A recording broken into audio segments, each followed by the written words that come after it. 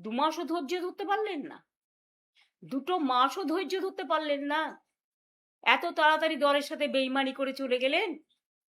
আর বেইমানি করারও তো একটা সীমা থাকা উচিত। পার্টির সাথে বেইমানি না করে, যে পার্টিটা আপনাদের কাছে জন্মদাত্রী মা, আপনারা তো সরাসরি বিজেপি করছেন। এখন বিজেপি করবেন আর তৃণমূল বলবেন, এটা তো হতে পারে না, কারণ তৃণমূল কংগ্রেসের আদর্শ বিজেপি বিরোধী। মনে রাখবেন, আমাদের একটা আদর্শ আছে, আমাদের একটা নীতি আছে। আপনারা যারা বেইমানরা, গদ্দাররা, বিজেপির কাঁধে কাঁধ মিলিয়ে তাদের কথা মতো চলছেন, বিজেপি স্পন্সর যারা, তারা আমি বলবো, যদি সাহস থাকে, বুকের পাটা থাকে, যান গিয়ে বিজেপিতে গিয়ে জয়েন করুন, আমাদের কোনো আপত্তি নেই। তবুও বুঝবো আপনারা বিজেপিতে চলে গেছেন। বিজেপিতে থেকে দল ভাঙার চক্রান্ত। ভাবেন কি যে আমি মরে গেছি? ভাবেন কি আমাদের কর্মীরা মরে গেছে? ভাবেন কি অল ইন্ডিয়া তৃণমূল কংগ্রেস মরে গেছে? মনে রাখবেন, আপনার পক্ষে আছে বলে সরকার, আপনি তাকে দিয়ে নির্বাচন কমিশনের কাছে কমপ্লেন করিয়ে আপনি সিম্বল কেড়ে নিতে পারেন। যদিও আমরা জানি সিম্বল আপনার পক্ষে যাবে না, কিন্তু ধরে নিলাম যদি ভ্যানিশ কুমার বাবু আমাদের পার্টিকে ফিনিশ করার জন্য ইলেকশনটাও করেছেন, যদি সিম্বল দিয়েও দেয়, তাতে কি যায় আসে? সিম্বল সেটাই হয় যেটা সাধারণ মানুষ গ্রহণ করে, তৃণমূল কংগ্রেসরা গ্রহণ করে। আমি এই সিম্বল দিয়ে 1 মাস 22 দিনের মাথায় আমি কিন্তু লড়াইটা করেছিলাম। তখন আমি সিম্বলটাও কাউকে চেনাতে পারিনি। আর এখন দরকার আমি গলায় সিম্বলটা ঝুলিয়ে মানুষের কাছে যখন বেরোবো, আপনারা কি আমার কণ্ঠরোধ করতে পারবেন? অত সস্তা নয়। হ্যাঁ, কণ্ঠরোধ করতে গেলে আপনাদের আমাকে প্রাণে মেরে ফেলতে হবে। তার তো চেষ্টা কম করেননি। কাকে মারেননি?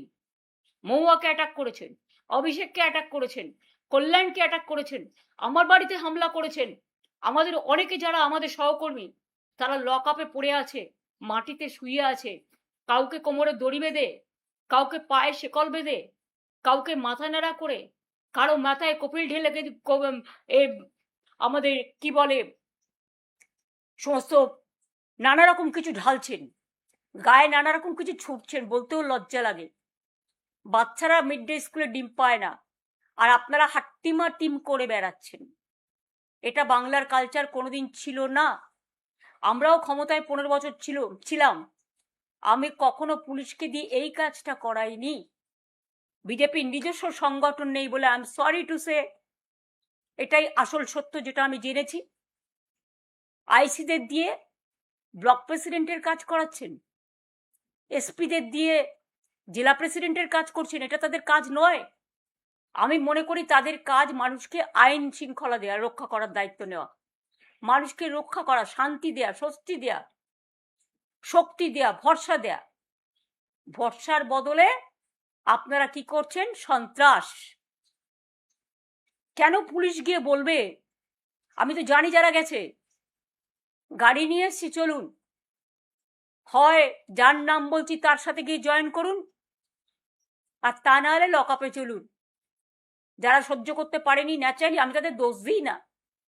তাদের সম্পত্তি আছে, তাদের পরিবার আছে, তাদের সম্পদ আছে, তাদের লাগেজ আছে, তাদের ব্যাগেজ আছে, তাদের নানা রকম ব্যাপার আছে। নিশ্চয়ই যার যার পরিবার ভালো থাকুক, এটা আমি চাই। কিন্তু আপনারা মনে রাখবেন, আমাদেরও পরিবার আছে। তৃণমূল কংগ্রেস পরিবারটা বৃহত্তর পরিবার, মামাটি মানুষের পরিবার। তাদের ছেড়ে আপনাদের মতো আমি মাথা নত করবো না, আমার দলও করবে না। এটা মাথায় রেখে কাজ করবেন। আর বিজেপি পার্টিকেও বলি, আরি লুট করে এতগুলো সিট পাওয়ার পরেও আপনারা এত সন্ত্রাস করছেন, কবে সন্ত্রাস বন্ধ হবে? নির্বাচনী আনন্দ তো 2 মাস হয়ে গেছে। এতদিন ধরে তো উৎসব চলে না। অন্য উৎসব করতে দেন না, অন্য কাউকে রেড রোডে প্রোগ্রাম করতে দেন না, অন্য কাউকে, এই তো রাম মন্দির কত টাকা দিয়ে মানুষ বানালেন, কত সোনা, কত রূপো, কত দান, কত ধ্যান, আর আজকে राम का नाम आपने बदनाम कर दिया।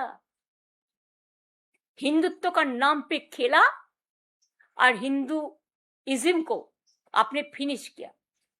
যেমন দেখছেন না, পুনামি থালা থেকে শুরু করে প্রণামী বাক্স থেকে শুরু করে সব, রাম মন্দির, সবটাই নাকি ওদের সম্পদ। এবং ডিজিটালে যারা কথা বলতে চায় ইউটিউবে, একটু বিরোধিতা করলে তাদের সঙ্গে সঙ্গে অ্যারেস্ট করা হচ্ছে এবং এফআইআর করা হচ্ছে।